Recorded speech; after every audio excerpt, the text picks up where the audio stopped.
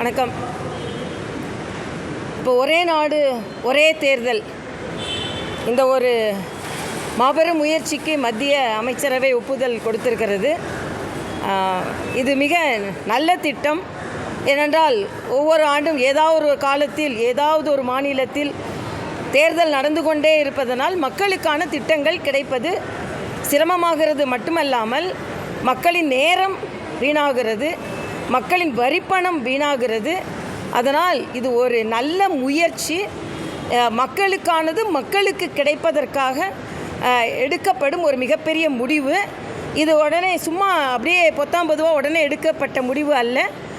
முன்னாள் குடியரசுத் தலைவர் மரியாதைக்குரிய ராம்நாத் கோவிந்த் அவர்கள் தலைமையில், அவர் சட்ட வல்லுநர் கூட, அவர் தலைமையில் எடுக்கப்பட்ட பல சிந்தனைவாதிகள், முன்னாள் தேர்தல் அதிகாரிகள், உச்சநீதிமன்ற நீதிபதிகள் மற்றும் பொதுநலவாதிகள், அரசியல்வாதிகள், கட்சிகள், இவர்கள் எல்லாரின் கருத்தை கேட்டு ஒரு நல்ல முடிவுக்கு வந்திருக்கிறார்கள். அதனால் ஒரே நாடு ஒரே தேர்தல் வரவேற்கத்தக்கது. இரண்டாவது, தமிழகத்தை பொறுத்த மட்டில் தமிழகத்தில் முதலமைச்சர் அவர்கள் வெளிநாடுகளுக்கு சென்று முதலீடுகளை ஈட்டி வருகிறேன் என்று சொல்கிறார்கள். ஆனால் சாம்சங் தொழிலாளர்கள் 10 நாட்களாக வேலை நிறுத்தத்தில் ஈடுபட்டிருக்கிறார்கள். மூடிய ஃபோர்டு கம்பெனியை கொண்டு வருவேன்னு சொல்கிறாரு. ஆனால் இந்த வேலை நிறுத்தத்திற்கு பின்னால் கம்யூனிஸ்டுகள் இருக்கிறார்கள் என்ற ஒரு தகவலும் வெளியே சொல்லப்பட்டிருக்கிறது. ஆக கமிஷன், கரப்ஷன், கலெக்ஷன், கம்யூனிஸ்டுகள் இருக்கும் வரை எந்த நிறுவனமும் எந்த தொழிற்சாலையும் இவர்கள் சரியாக நடத்த முடியாது. ஆக சாம்சங் தொழிலாளர்களுக்கு நீதி வழங்குவதற்கு உடனே முயற்சி மேற்கொள்ள வேண்டும். எல்லாவற்றோடு எனக்கு வியப்பாக இருக்கிறது என்னென்னா, சகோதரர் அன்பில் மகேஷ் எங்கள் ஏரியாவுக்கு வந்தவரை நான் சும்மா விடமாட்டேன் அப்படின்னு சொன்னாங்க. இப்போ அவங்க ஏரியாவிலேருந்து முட்டை வெளி கடையில் விற்கப்படுது. அரசு குழந்தைகளுக்கு கொடுக்கப்பட வேண்டிய முட்டைகள் வெளி கடைகளில் விற்கப்படுகிறது என்ற செய்தி வந்திருக்கிறது. ஆக உங்கள் ஏரியா முட்டையை எடுத்துகிட்டு போனவரை இப்போ என்ன செய்ய போகிறீங்க? உடனே மகாவிஷ்ணுவை கைது செய்த மாதிரி இந்த முட்டையை எடுத்துகிட்டு போனவங்களை என்ன செய்ய போகிறீங்க? ஆக அப்பட்டமாக பள்ளி கல்வித்துறையில் பல முறைகேடுகள் நடைபெற்று கொண்டிருக்கிறது. இதையெல்லாம் விட்டுவிட்டு வேண்டாத சில விஷயத்தில் அவர்கள் கவனம் செலுத்தி கொண்டிருக்கிறார்கள் என்பதுதான் எனது கருத்து.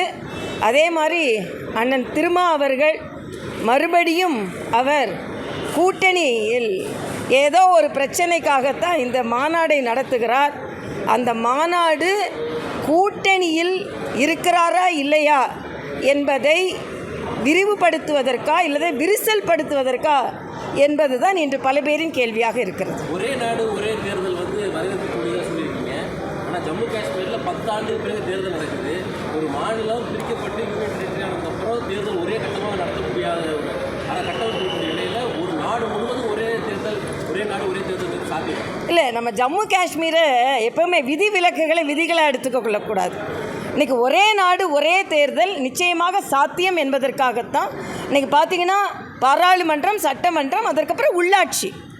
நீங்கள் இதை மேற்கோள் காட்டி இதை நீங்கள் மேம்படுத்தி நாம் இதை நடைமுறைப்படுத்தவில்லை என்றால் ஏதாவது ஒரு காலத்தில் தேர்தல் நடந்து கொண்டே இருக்கும். மக்களுக்கான திட்டங்கள் நடைமுறைப்படுத்துவதில் தாமதம் ஏற்படும். மக்களுக்கான பணம் நீங்கள் பார்த்தீங்கன்னா பாராளுமன்ற தேர்தல், அப்புறம் சட்டமன்ற தேர்தல், அப்புறம் உள்ளாட்சி தேர்தல், அதற்கு ஆகும் பணச்செலவு ஒரே செலவோடு போகும். இது நாட்டிற்கு மட்டுமல்ல, அரசாங்கத்திற்கு மட்டும், தேர்தல் ஆணையத்திற்கு மட்டுமல்ல, கட்சிகளுக்கும் மிச்சப்படுத்தும் இந்த பணம். அதனால் இது மிக மிக ஆரோக்கியமான ஒன்று ஜனநாயகத்தில். ஏன்னா சுதந்திரம் அடைந்து 4 தேர்தல்கள் அப்படி தான் வந்து கொண்டு இருந்தது. அப்போல்லாம் ஒரு ஆரோக்கியமான சூழ்நிலை இருந்து கொண்டு தான் இருந்தது. இன்றைக்கி இது மாற்றம் கொண்டு வரப்பட்டிருப்பது ஆரோக்கியமானது என்பது எனது கருத்து.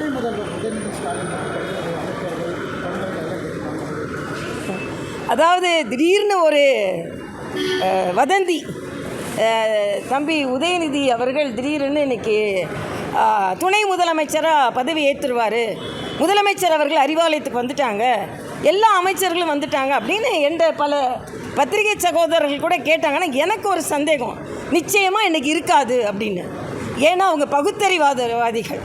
பாட்டிமா அன்னைக்கு அவங்க நிச்சயமாக பதவி ஏற்ப வச்சிருக்கவே மாட்டாங்க. அதனால் நீங்கள் நல்லா பார்த்தீங்கன்னா அவங்க வந்து அதனால் எல்லாரும் சொன்னாங்க. ஏன் ரொம்ப எல்லா வட இந்திய பத்திரிகைக்காரர்களும் நான் சொன்னேன், நான் அதுக்கு வந்து சில கண்டனத்தை தெரிவித்தாலும் எனக்கு நல்லா தெரியும் நிச்சயமாக நல்ல நாள் இல்லை, அதனால் அவங்க ஒத்துக்கொள்ள மாட்டார்கள். ஏன்னா பகுத்தறிவாதிகள், அவங்க பகுத்தறிவாதிகள். நான் இன்னும் சேலஞ்ச் பண்ணுறேன், ஒருவேளை உதயநிதி துணை முதலமைச்சரை பதவியேற்றா அன்னைக்கு முகூர்த்த நாளாக இருக்குதா இல்லையான்னு பாருங்கள். அது நம்ம நாட்டு மக்கள், தமிழ்நாட்டு மக்களுக்கு முகூர்த்தமாக இருக்காது, அவங்களுக்கு முகூர்த்த நாளாக தான் இருக்கும். ஆக மக்களை அப்பட்டமாக ஏமாற்றுகிறார்கள். இன்னொன்று, எல்லாவற்றையும் விட கவலைப்பட வேண்டியது அண்ணன் துரைமுருகன் தான். ஆனால் அவரையே வைத்து துணை முதலமைச்சராக வரணும்னு சொல்ல வச்சாச்சு. அண்ணன் பழனி மாதிக்கத்துக்கு விருது கொடுத்து ஆக இன்னொரு விருதை வாங்குற மாதிரி. ஆக அன்னைக்கு நீங்கள் பார்த்தீங்கன்னா பவள விழா தொண்டர்களுக்காக நடத்தப்பட்டதல்ல, உதயநிதிக்கு முடிசூட்டுவதற்கு ஒரு ஆரம்ப விழா.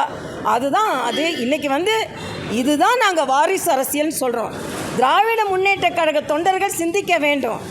அண்ணாதுரை, நீங்கள் எப்படி நாவலர் நெடுஞ்செழியனை சுட்டி காண்பித்து விட்டு மரியாதைக்குரிய கலைஞர் அவர்கள் அந்த நிலையை எடுத்தாரோ, அதாவது அவங்க சொல்கிறாங்க, அண்ணன் ஸ்டாலின் பேசும்போது சொல்கிறார், 25வது வருஷம் ஆட்சி நாம் கொண்டாடும் பொழுது நம்ம ஆட்சியில் இருந்தோம், 50வது வருஷம் கொண்டாடும் போது நம்ம ஆட்சியில் இருந்தோம், 75வது வருஷம் கொண்டாடும் போது ஆட்சியில் இருந்தோம், 25வது வருஷம் ஆட்சியில் நடக்கும்போதும் கலைஞர், அப்புறம் 50வது வருஷம் ஆட்சி அவங்க பவள விழா பொன் விழா கொண்டாடும் போதும் கலைஞர், 75வது விழா பவள விழா கொண்டாடும் போது ஸ்டாலின், 100வது விழா கொண்டாடும் போது உதயநிதி, அப்புறம் 125வது விழா கொண்டாடும் போது உதயநிதியின் மகன். பாவம், திராவிட முன்னேற்ற கழகத்தின் தொண்டர்கள் உழைத்து கொண்டே இருக்க வேண்டும், கலைஞர் குடும்பம் பிழைத்து கொண்டே இருக்கும். இதுதான் இது மது ஒழிப்பு மாநாடு. நான் ஏற்கனவே சொல்லிட்டேன், சிறுத்தையை ஆரம்பித்து சிரித்து போயிட்டாரு. ஆக இன்றைக்கி வந்து திருமாவர்களுக்கு இது உங்களுக்கு பெருமா என்பதுதான் எனது கேள்வி. ஏன்னா உங்களுக்கு வந்து இன்றைக்கி உங்கள் கூட்டணி கட்சிகளை இன்றைக்கி உங்கள் மேலே ஒரு நம்பிக்கையை இழந்து கொண்டிருக்கிறார்கள். அதனால் இந்த நாடகம் இன்னும் கொஞ்ச நாள் கழுதை தேஞ்சு கட்டெரும்பு ஆன மாதிரி இந்த மாநாடு ஆரம்பத்தில் இருந்த ஜோறு இப்போ அப்படியே குறைஞ்சு அக்டோபர் 2 இவங்க மாநாடு எப்படி நடக்கும் என்பது எனக்கு மிகப்பெரிய கேள்விக்குறியாக இருக்குது. இந்த மாநாடு எதிர்பார்க்கலாமா? அதனால அது நடக்காதனால நீங்கள் அதிருப்தியில் பேசுகிறதா வந்து திரும்ப நேற்று சொல்லியிருக்கேன். நான் என்ன எதிர்பார்க்கிறேன்? நான் ஒன்றும் எதிர்பார்க்கல. திருமா எதிர்பார்த்தது நடக்கலைன்றதான். தமிழிசை எதிர்பார்த்தது நடக்கல, திருமா எதிர்பார்த்தது நடக்கலை. திருமா எதிர்பார்த்த திருப்பம் நடக்கவில்லை என்பது தான். ஏன்னா ஒரு மிரட்டலோட ஸ்டாலினை பார்க்க போனார், முதல்வர் ஸ்டாலினை பார்க்க போனார். அதுக்கப்புறம் முதல்வர் ஸ்டாலினை பார்த்துவிட்டு மிரண்டு வந்து வெளியே வந்தார். ஆக மிரட்ட சென்றவர் மிரண்டு வெளியே வந்தார், அவ்வளவுதான். ஆக அவர் எதிர்பார்த்தது நடக்கவில்லையே தவிர, பாவம் அவர் எதிர்பார்த்தது நடக்கலைன்னு எப்படி சொல்லுவார்? அதனால் தமிழிசை எதிர்பார்த்தது நடக்கலை அப்படின்னு சொல்கிறார். பாஜகவுடைய செயல்பாடு தமிழ்நாட்டில் எப்படி இருக்குது? ஏன்னா அவர் போனதுக்கப்புறமா பெருசாக ஒரு டெய்லி அந்த கைப்பற்றி கொஞ்சம் கம்மியாக இருக்கிற மாதிரி சொல்கிறாங்க. தினம் மரியாதைக்குரிய அண்ணன் H. ராஜா அவர்கள் தலைமையில் இன்றைக்கி கூட நான் இங்கே வந்திருக்கேன். தமிழ்நாடு முழுவதும் நாங்கள் வந்து உறுப்பினர் சேர்க்கையில் ஈடுபட்டு இருக்கிறோம். அதனால் உறுப்பினர் சேர்க்கை தான் எங்களோட பிரதான முயற்சியாக இருக்குது. அதனால தான் மிகப்பெரிய நிகழ்ச்சிகள்லாம் மிகப்பெரிய நிகழ்ச்சிகள் நடத்த வேண்டாம் என்றும் எங்களுக்கு கோரிக்கை வைக்கப்பட்டிருக்கிறது, கட்டளை இடப்பட்டு இருக்கிறது. அதனால் சேவை நிகழ்ச்சி, அதற்கு பின்பு உறுப்பினர் சேர்க்கை. அது உறுப்பினர் சேர்க்கை சிறப்பாக நடைபெற்று வருகிறது. இல்லை, நான் அதுக்கு பதில் இல்லை, அது வந்து நீங்கள் வேணும்னா இப்படிப்பட்ட கேள்விகள் கேட்க வேண்டாம். கட்சி அவர் படிக்க போயிருக்கிறார். அவர் போயிருக்கின்ற நேரத்தில் கட்சி ஒரு குழு அமைக்கப்பட்டிருக்கிறது. அந்த குழு கூட கோர் கமிட்டி கூட சேர்ந்து திருச்சியில் என்ன திட்டமிட்டோம் பணியாற்றி கொண்டிருக்கிறோம். இல்லை, பாரதிய ஜனதா கட்சி எப்பொழுதும் போல பணியாற்றி கொண்டிருக்கிறது. தலைவர் படிச்சுட்டு வரட்டும், அது வரைக்கும் இப்போ இங்கே உள்ள எல்லாம் பணியாற்றி கொண்டிருக்கிறோம் என்பது. கமல்ஹாசனும் அமெரிக்காவில் ஏஐஸ் அங்கே படிக்க போயிருக்காரு. சரி, கமல்ஹாசன் வந்து அரசியலுக்கு வரும்போது பார்ட் டைமாக வராரு அப்படின்னு சொல்லி பாஜக. சரி, இப்போ அண்ணாமலை வந்து இந்த மாதிரி பார்ட் டைமாக பண்ணுறது நீங்கள் எப்படி பார்க்குறீங்க? இல்லை, பார்ட் டைம் இல்லை, அவர் ஃபுல் டைமாக தானே பணியாற்றி கொண்டு இருந்தார். ஃபுல் டைமாக பணியாற்றி கொண்டு இருந்தவர் இன்னைக்கு படிக்க போயிருக்கிறார், அவ்வளவுதான். 3 மாதம் படிச்சுட்டு வரட்டும். அதுக்குள்ளே இப்போ என்னப்பா பிரச்சனை உங்களுக்கு? பிரச்சனை இல்லாமல் இருக்குதுன்னு தான் இப்போ உங்களுக்குலாம் பிரச்சனை. ஏதாவது பிரச்சனை பிஜேபியில் பிரச்சனை இல்லாமல் இருக்குது, அது பிரச்சனை உண்டாக்கலன்னு. பிரச்சனை இல்லையே, ஒரு பிரச்சனை இல்லையே. என்னப்பா இல்லை, அப்படிலாம் ஒன்றும் சொல்லலை. நீங்களாம் ஏதாவது பிரச்சனை உண்டாக்குறீங்க. பாஜகவில் என்ன பிரச்சனை இருக்குது? ஒரு பிரச்சனை இல்லை. ஆக இல்லை, அது உட்கட்சி இல்லை, அது உட்கட்சி ரீதியாக பல திட்டங்கள் இருக்கலாம். அதுக்கு நான் பதில் சொல்ல விரும்பலை. ஒட்டுமொத்தமாக நல்ல நிகழ்ச்சி நடக்குது. இப்போ நீங்கள் வேறு பிரச்சனை உண்டாக்கி விட்டுற போகிறீங்க. அதனால் ஒரே ஒரு விஷயம், இந்த ஜிஎஸ்டி பற்றி ஒரு தவறான கருத்து நிலவுகிறது. இதற்கு முன்னால் வேட்டுக்கு மேலே ஒரு எக்ஸைஸ் டியூட்டி, அந்த எக்ஸைஸ் டியூட்டிக்கு மேலே வேட்டு, இதெல்லாம் பார்த்தா டேக்ஸுக்கு டேக்ஸ் போட்டு இதே பன்னுக்கு வந்து 12% கட்டி கொண்டு இருந்தாங்க.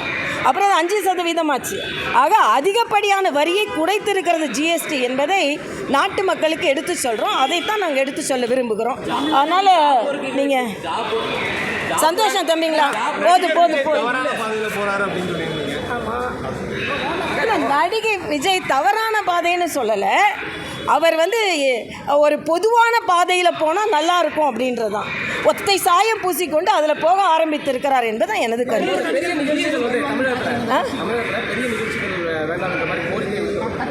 கோரிக்கை இல்லை, அதாவது பெரிய நிகழ்ச்சிகள் எதுவும் இப்போதைக்கு வேண்டாம். நம்மளோட உறுப்பினர் சேர்க்கையிலையும் சேவை நிகழ்ச்சிகளிலும் கவனம் செலுத்தணும். ஆமாம், மேலேருந்தே எங்களுக்கு சொல்லியிருக்காங்க. ஆமாம், இந்த 2 மாதங்கள் முழுவதுமாக உறுப்பினர் சேர்க்கையிலையும் சேவை நிகழ்ச்சிகளையும் கலந்து கொள்ளணும் அப்படின்னு நினச்சிருக்கோம். அதனால் எல்லாருமே அடிமட்டத்திலேருந்து உறுப்பினர் சேர்க்கையில் நாங்கள் கவனம் செலுத்தி வருவோம்.